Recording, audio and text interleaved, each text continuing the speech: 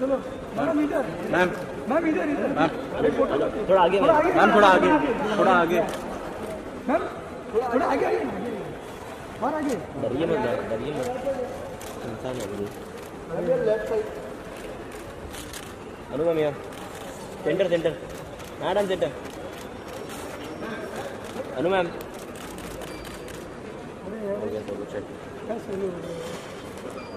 Light ही नहीं पहुंच रहा वहाँ तक।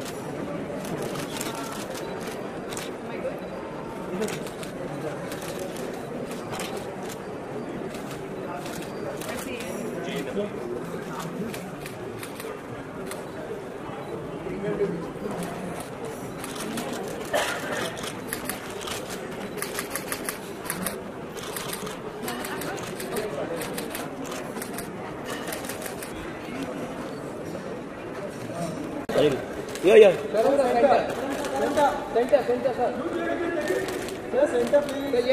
करण सर सामने एकदम बेटा। करण सर यहाँ पे देखिए, या करण सर सामने।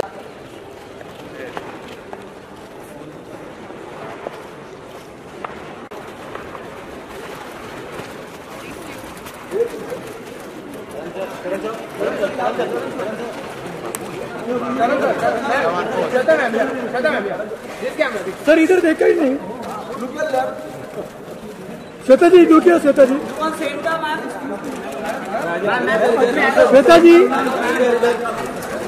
अरे मैम आप मोबाइल पीछे करो ना।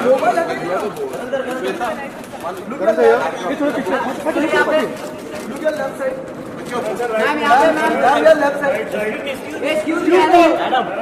ये कौन नया लोग है क्या रे? सर यहाँ पे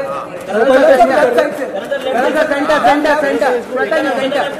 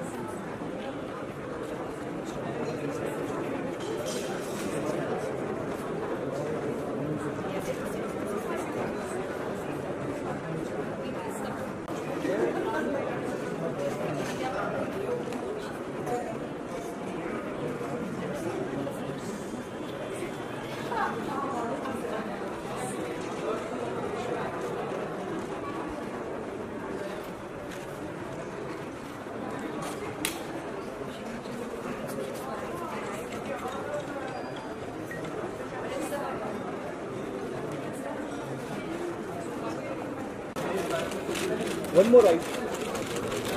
Shweta ma'am, ये सेंटर ना।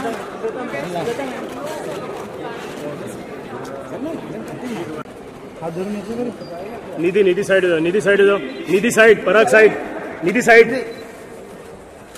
सर फोटो दे सर फोटो सर एक सेकंड सर हो जाए फोटो सर।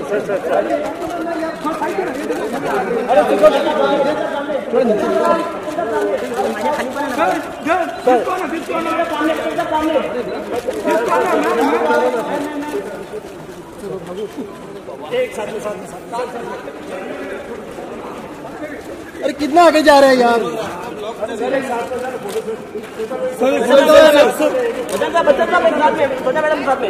अरे मागे यार, एवढी जागा आहे यार।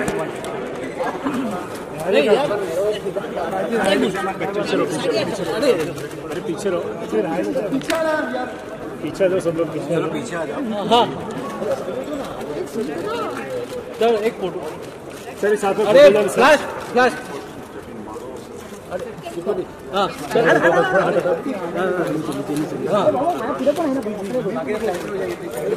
दादा दादा अरे यार सर सर इधर जय मैम श्वेता मैम थोड़ा साइड श्वेता मैम थोड़ा साइड श्वेता मैम चुप रहे हो ma'am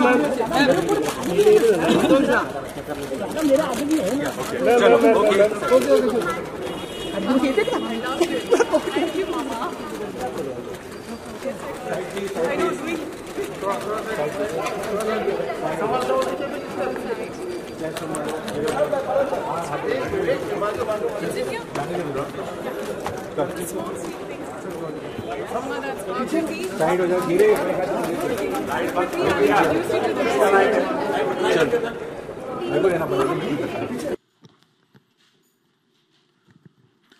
Hi and good evening, and a very warm welcome to all of you. We have friends and family of Shwetas in the house, and this is a wonderful, wonderful house full of love.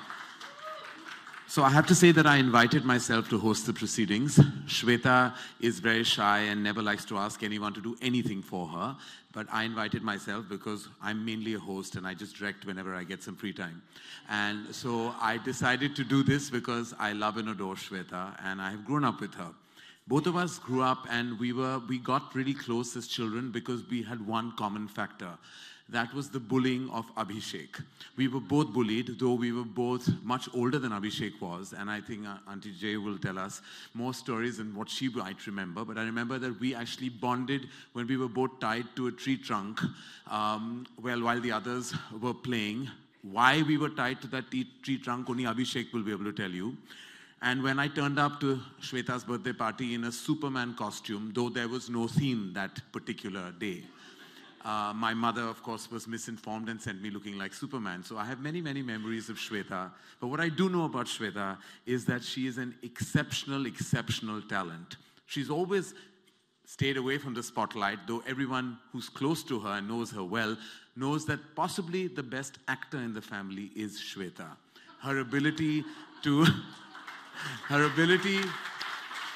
tell a story, her ability to narrate an incident, her ability to mimic many, many leading lights of the film industry, which they may never know of or never see because Shweta is that shy.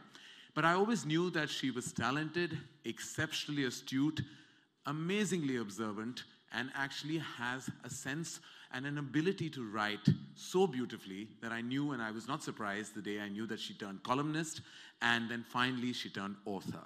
When I read Paradise Towers, I knew that it was really a huge loaf of life, not just a slice, but a loaf of life. Everything that she's keenly observed, having lived in Delhi, having lived in Mumbai, having traveled the world, and mainly the way she addresses the characters, the way she actually points the nuances of human behavior is all there. Apart from that, her exceptional wit and her storytelling expertise is all there for you to see. Shweta, I wish you all the best for your debut venture into the literary world. And I'm sure that there will be many, many more, and you will do your father and your grandfather tremendously proud. Give it up for Shweta Bachchan, ladies and gentlemen. And of course, who better than her iconic and legendary parents to do the honors today? Both of them leading lights of the film fraternity, exceptional actors, exceptional entertainers, and possibly the most amazing people I know in the movies. They're like parents to me, and I'm very, very grateful to have known them in my growing years. Ladies and gentlemen, please welcome Shweta's parents, Mr. and Mrs. Amitabh Bachchan, Mrs. Jaya Bachchan, and Mr. Amitabh Bachchan on stage.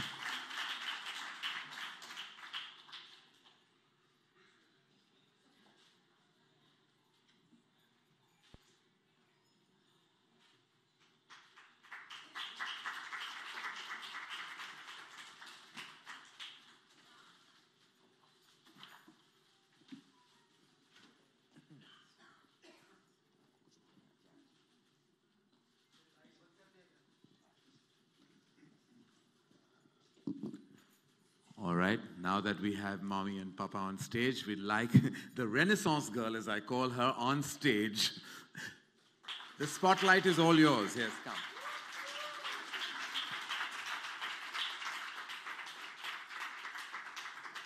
Shweta, come here. Okay. How nervous are we today? Very. You have anything else to add to that one-word reply that you gave me, considering you're meant to be amazing with words? No, not right now. Not right now? All right, okay. Okay, we'd like to unveil the book, ladies and gentlemen, and for that, I would request Mr. and Mrs. Bachchan to please do the honors. Yes. It's there.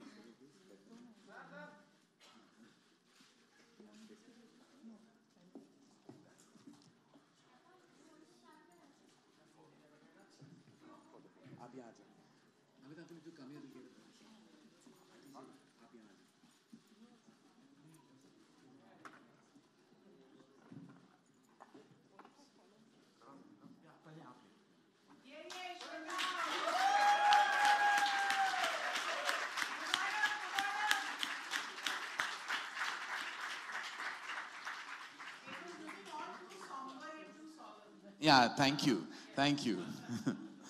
Well done, Shavana ji. We love you. Jayanti, I would love to ask you what you're feeling at this moment.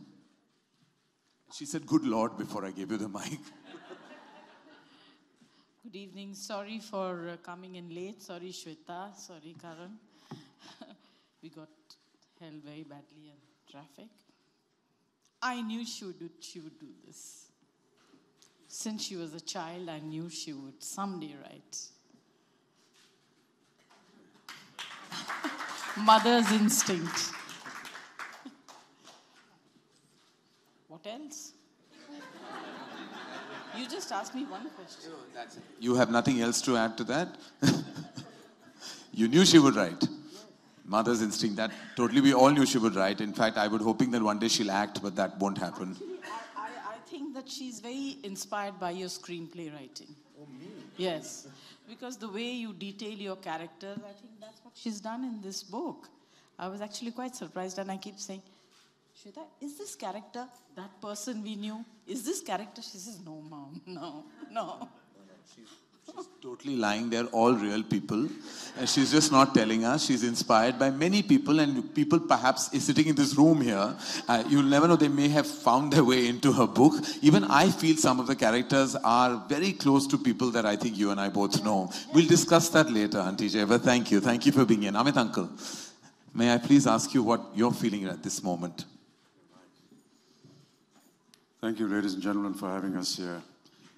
It's a moment of great pride and honor, very emotional for parents to be at the launch of their daughter's book. As a father, I feel very privileged because she's my daughter, and daughters have a special place in my heart. I wish her all the very best. All I can say for the moment is I'd endorse what Karan said a little earlier on, that she really is the best actor in the family. Every time we go through some kind of a moment in the day, during any event, there's always a little family meeting at the end of the event at home. And she takes over and does a takeoff on everyone that was present there. I do look forward to this evening when she will do a takeoff on tonight's event. She's also very perceptive about observation, and I do rely on her many a times, as does the rest of the family, on many incidents that may happen within the city, within the home, within the country, within the world. She has an opinion. Many a times we discuss, I do, the outcome of a film that I may have done or a film that she may have seen. And I have to say that she's always been right. when she says that a film is going to do well, it does well. When she says it's not going to do well, it turns out exactly right. So many a times I have begun to share some of my scripts. I'm afraid I couldn't do many of them earlier on, and I want to be excused for that. But recently, though, she has been extremely helpful, very perceptive in giving me ideas and thoughts on what I was working on. I can only give you my love and my blessings, Shweta, and thank you so much, all of you, for being here today to encourage her to grow, not just as my daughter, but as a woman and as a lady. Thank you. Thank you.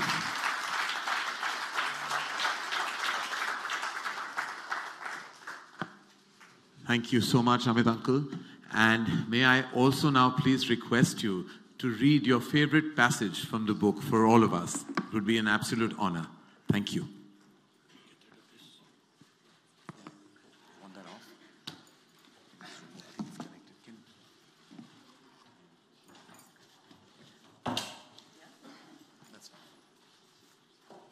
Shweta asked me to read certain portions of the book.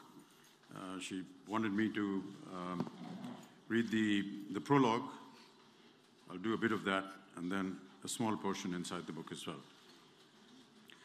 So in a leafy Mumbai suburb, on the very turn of a U-bend, stood the handsome structure of Paradise Towers, a residential building built in the late 60s as the last word in modern convenience. By modern, the builders meant that it had an elevator with a designated liftman and a garden that most bungalows would be envious of with its designated gardener.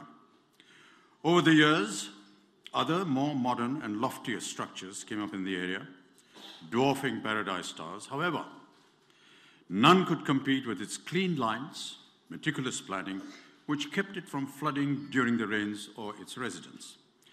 The building stood a few meters from the beach, and depending on the time of day, it enjoyed either a balmy breeze or the stench of drying fish.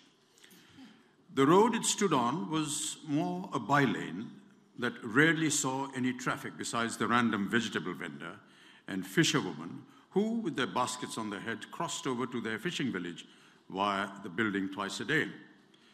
The facade of the building was vanilla white and got a new coat of paint every 5 years. On it was painted in bold brick red letters, Paradise Towers, vertically, with the S in the towers dangling just above the balcony on the first floor. That was another one of its unique features, whereas the buildings around Paradise Towers were painted steel grey, their windows tinted black. Paradise Towers boasted a substantial balcony for every road-facing flat. It was a building law that the occupants were not allowed to hang their drawing on the balcony.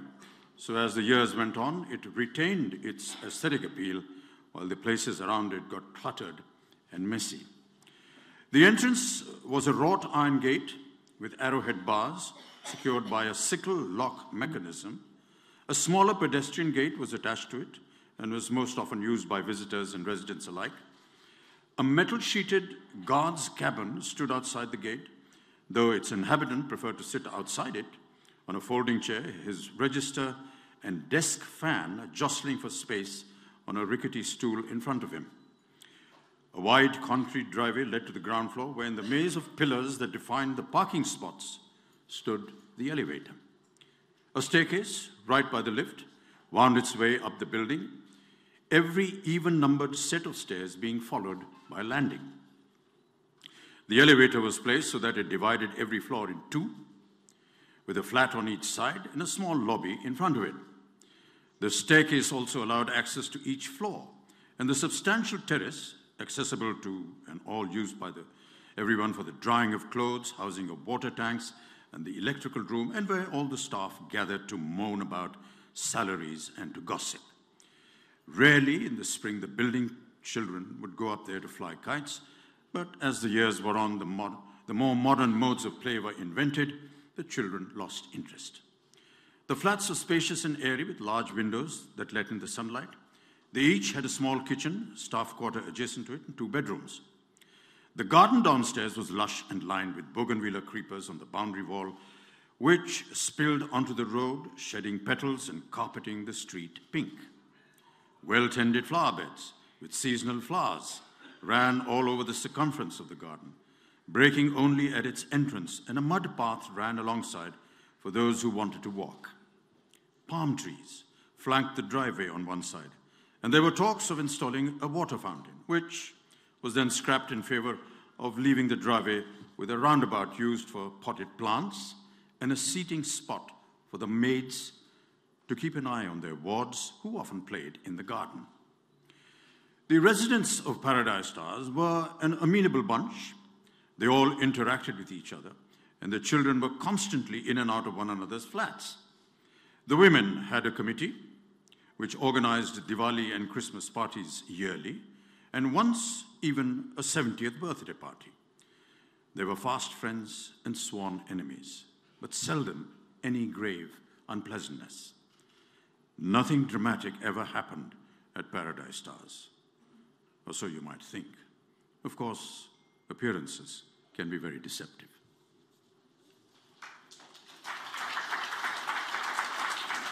So that was the prologue to the book, and there's a little small chapter on one of the elements that stayed in Paradise Stars. So Dinesh's vacant spot in the car park was soon occupied by a bicycle superfluously trilling its bell as Mr. Roy, his mop of wiry black hair ruffled by the wind and thick black square-framed spectacles balanced on the tip of his nose that he peered over, swerved into place.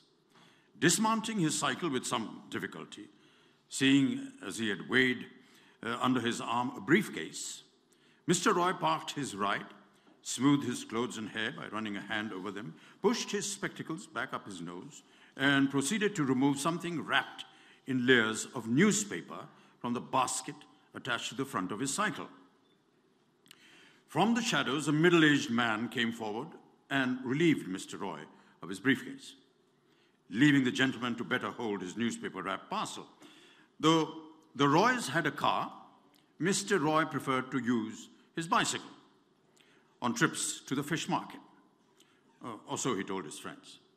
The truth, however, was that he had once driven himself into the gutter right outside the building.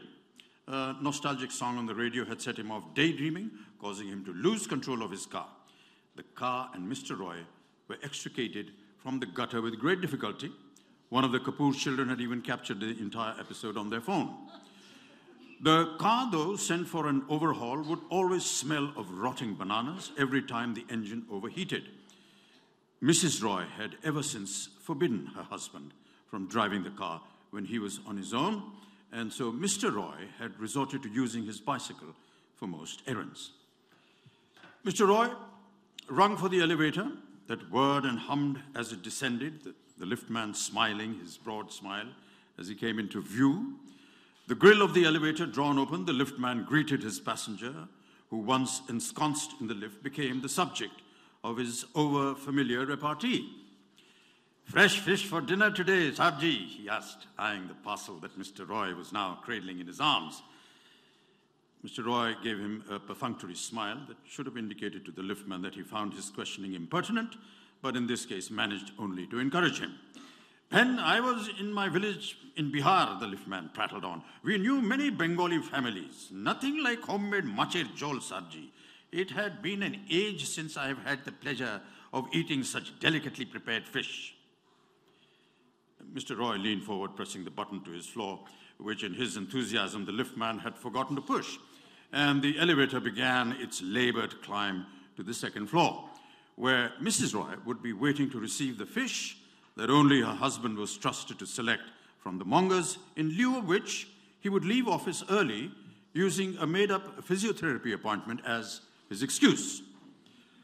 With a click and a jump, the elevator came to a halt on the fourth floor, where the middle-aged manservant, now divested of the briefcase, was waiting to open the elevator door and let his boss out.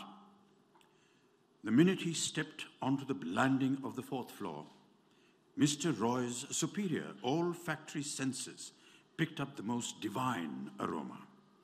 Tilting his head backwards and flaring his nostrils, Mr. Roy shut his eyes, gave himself up entirely to the scent. He followed it as if in a trance, only to find his reverie broken when his nose smashed against the door of not his mighty establishment, but that of his neighbors, the Patels. Thank you.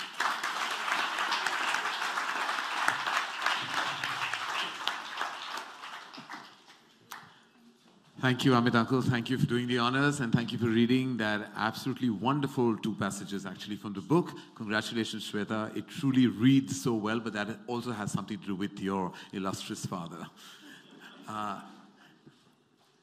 going to actually now turn the spotlight on Shweta and actually get her to do some talking about her journey, how it all happened. And for that, I would like to invite critic, a filmmaker, and an author himself, the very prolific Raja Sen.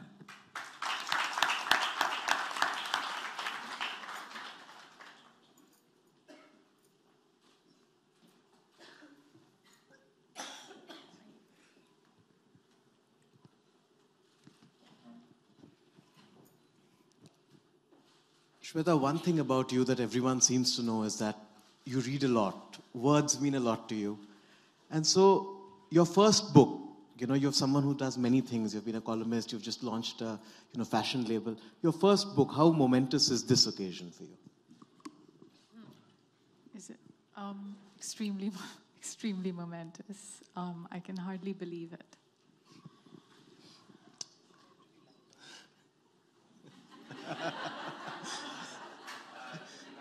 There are pros and cons of having your parents on stage with you. You've dedicated Paradise Towers to your grandfathers. Yes. To the poet Harivansh Rai Bachchan and to the journalist Tarun Kumar Bhaduri. That's right. Could you tell us a little more about how these illustrious writers shaped you as a reader and as a writer? So Raja, while growing up, we were always surrounded by literature. We were encouraged to read, not just by my grandfather, but also my grandmother. And there was always a huge influence of storytelling. Every night before we went to bed, my grandparents lived with us, and my brother and me would go to our dadi's room, and we would spend an hour there, and she would tell us stories, orally, of course. And we would be fascinated and ask for more, and she would continue to tell us stories till it was time to get to bed. And we grew up with a very strong influence of that. So it was a lot about storytelling. My grandfather on every birthday wrote us a poem to each of his 6 grandchildren on their separate birthdays as a gift. And my Nana was very passionate and opinionated, about issues that were close to his heart. He was a very liberated man, and he always encouraged women to, go out there and do something and make something of their lives, as he did with his 3 daughters. So I think it's a mix of both of these things. Nana wrote mainly in Bengali, and I don't read it or write it, unfortunately, so I haven't been able to read his stuff. But they were always furiously scribbling away, both of them, whenever I visited them. My Dadaji every day, and Nana whenever we went over to meet him in Bhopal. So I think that left a huge impact in my mind. And that's why they are the people who I would dedicate my books to. And where did the storytelling bug bite you? Do you remember the first thing you wrote?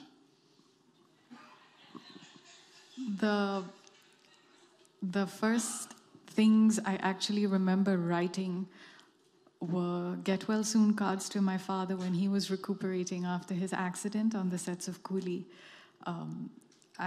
We weren't allowed to visit him, but every Friday we would sit down and make cards. So we would write him little reassuring cards, telling him that don't worry, we're fine, we're studying hard, and get well soon and come home soon. So that's the first thing I remember writing. And the idea of storytelling, just getting into the fact that, did you enjoy writing from that point on? I've always enjoyed writing, but for myself, it's very daunting writing for others. You always like what you write. You can't say that about other people.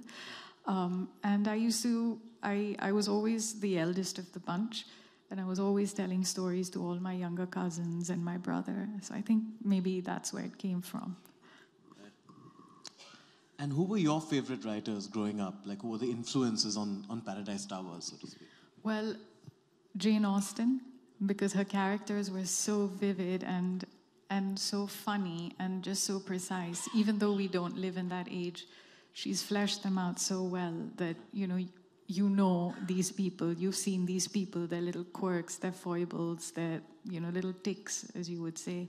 So she would be one of my hugest influences. And Dickens, he's done the same with his. Right. Writers that have stayed timeless, yes. Really. Yes. It's also exciting that you've made your debut with not just a novel, but a book of humor, which is rarer. We don't see that many fresh, funny voices. I think Udayan would back me up on that. And, this is exciting. Why did you choose humor? Well, actually, it wasn't intentional. But if you look around you, I mean, when you live in a city like Bombay, there's so many funny things going on, and just so quaint and particular to Indians. And they have a wonderful way of doing the ordinary things, but just infusing them with a lot of quirks, which I find really entertaining. And I didn't intend to make it funny. It was just the way they were written. And it just happened to be funny. Everyone's gone on about how observant you are. And I agree, when I read the book, that was the first thing. There's so many, acute observations of people. But I'm mystified about how you can get to observe these people. Because the residents of this Paradise Towers, which is like this, ambitiously named perfect building, which is imperfect residence, it's a world very different from the world you occupy. And you don't have very much anonymity to go on the street and observe people. So how do you come up with these characters? As everyone has said repeatedly, I've always been a very shy child, and growing up I've been very shy too, so it always meant I was in the background, and there was always so much going on around the members of my family, different people who would come and visit, whether it was Diwali or Holi or birthdays, and it gave me a chance to observe people and the way they behave, their body language, but peculiar traits they would have. And these things always stayed in my mind, and they found their way onto paper in Paradise Towers. Truman Capote once said that all literature is gossip. And you seem to have taken that a lot to heart. A lot of this is about what people are whispering about other people and the idea of, changing degrees of perception. So, is that the kind of book you like reading as well? Is this more juicier narrative? Is that your kind of style? It's not only the kind of book I like reading, but again, huge influences from when you read anything by Jane Austen. She always has, there's some kind of internal dialogue going on, specifically between the women. And it's funny and it's engaging, and I think it draws you into the book, and it sort of familiarizes you with the characters, because they're doing human things. They're not supernatural. They're doing human things that you relate to and you do. So I think that's why, it's there. This is a book that is a little more complicated than it seems. When you pick it up, it starts out, it's very fresh and frothy. I would call it like, this is a mimosa with too much champagne. It's very bubbly, but it packs more of a kick than you might expect. It delves into depth, and it delves into human frailty, and there is insecurity in the characters. So I'm curious to know, what was your genesis for this? What was your starting germ that made you think, I will write a book about this building and these people? People have always fascinated me. They're interesting to watch, and specifically people in my country, because they come from such different places and mindsets and ideologies and customs, but when you put them all together, they somehow get along, and they manage to pull along. And that's always fascinated me. It's just such a country teeming with, people with different characters and characteristics, also a lot of stereotypes. But sometimes they rise above them, and but more than often they succumb to them. Sure. And that in itself is so entertaining for me. Yeah, it's fascinating.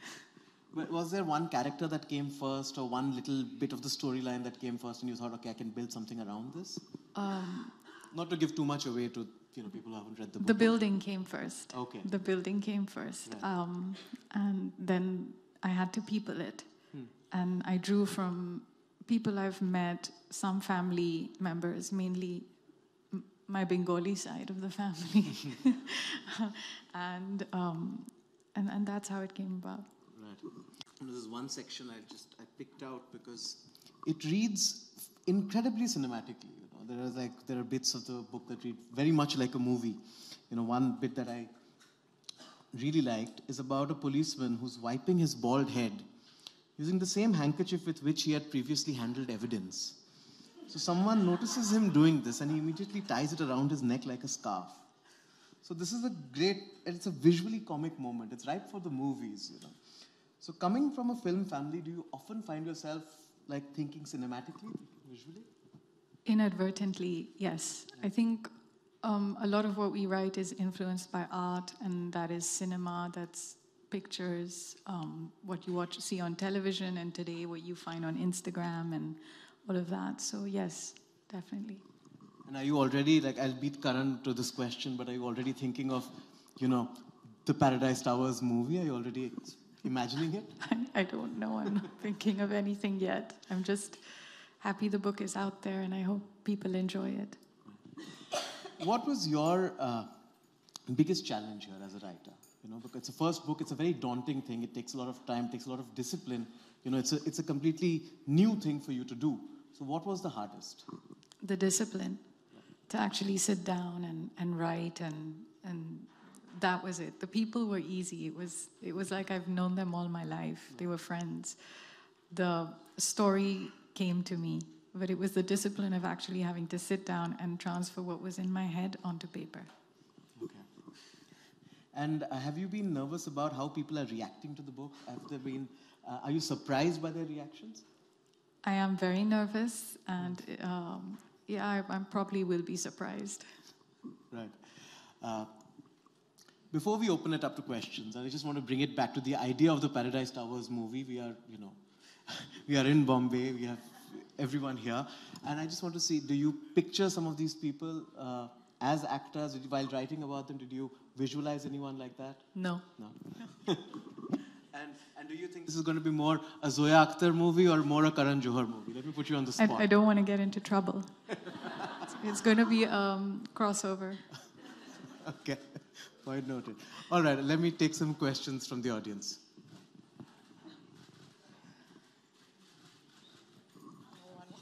No, everyone's scared of going first.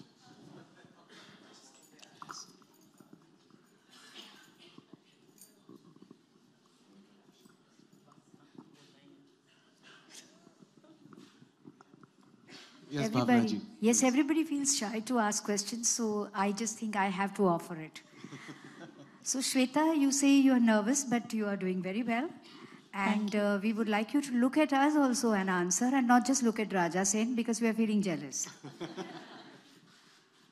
So you said that you are feeling nervous, but there must be other things also that you are feeling at the moment. What was your first thought when you woke up this morning? I was just nervous. I couldn't think. And what did your mother say when she read the book? Should we hand the mic over to her? Yes, please. No, give the phone to her. No, you. She said pretty much what everyone said is, how do you know the world of a building so well? You've never lived in one. And she found it very visual. She found it uplifting. And she said that we're living in such troubled times, and it's nice to read a fresh, happy book like this. Right? And what did Dad say? He's making his way through the book. No, he's making his way through some of the pages.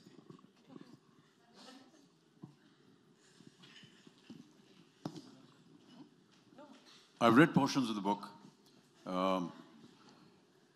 What actually interested me and surprised me was the very minute details in describing something very ordinary. And I just love that. as she said while she was talking to Raja, that she found something extraordinary in even the littlest of moments. But how well to be able to design that in words, that was very fascinating for me. Right.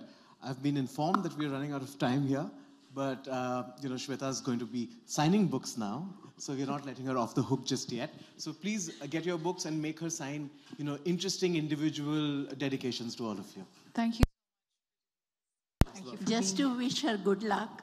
And I'm surprised why she took so long to launch a book. She could do it much earlier also. Better late than never.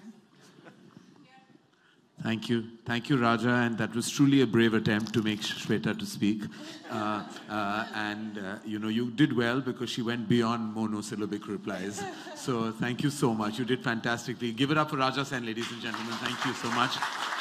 And we'd like to thank everyone at HarperCollins for making this momentous day possible, for actually putting out the book in such a beautiful manner. We'd like to thank Shweta's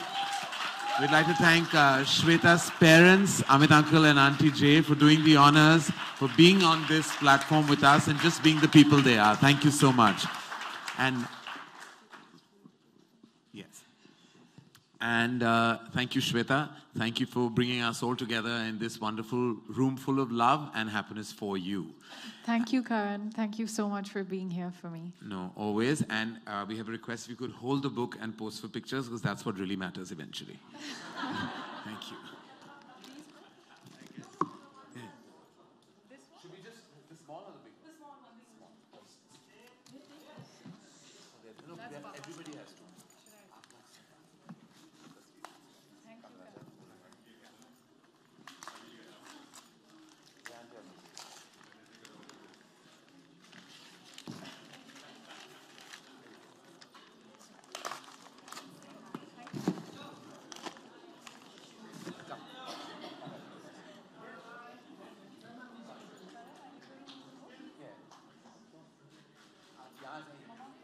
Go right in front so that they get a better view.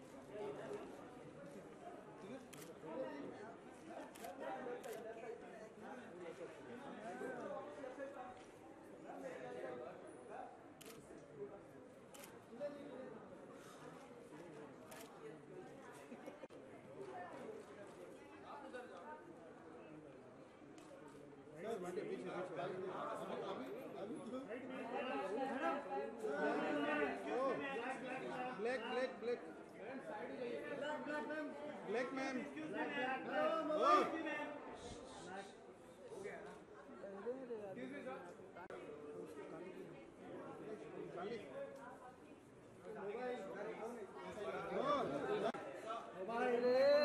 दे उसको blue shirt वाले को blue shirt वाले mobile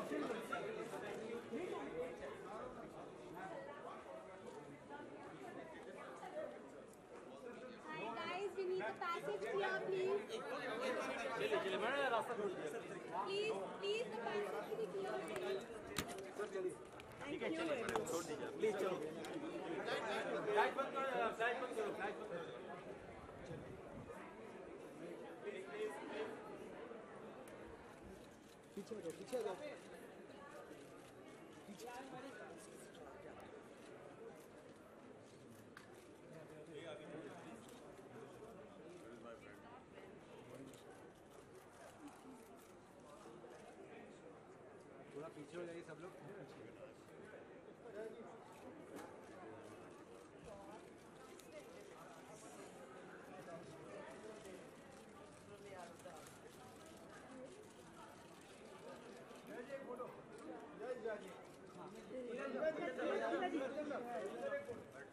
left side left side.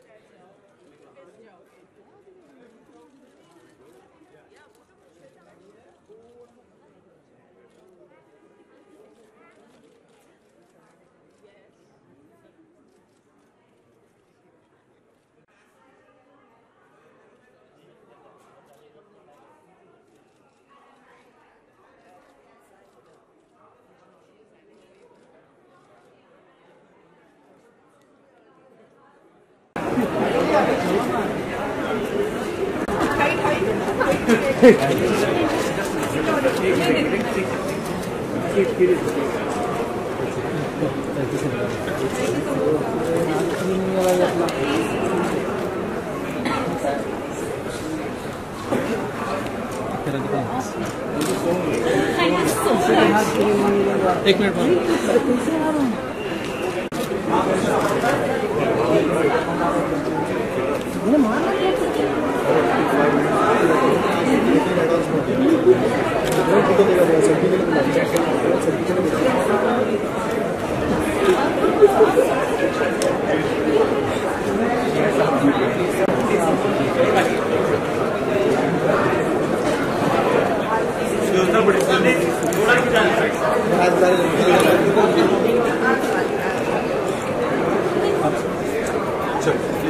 एक आप लोग आगे चलिए आराम से।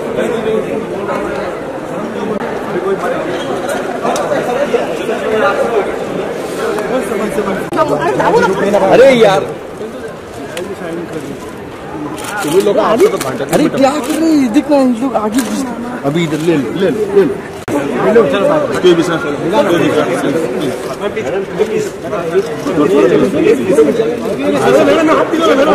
ठीक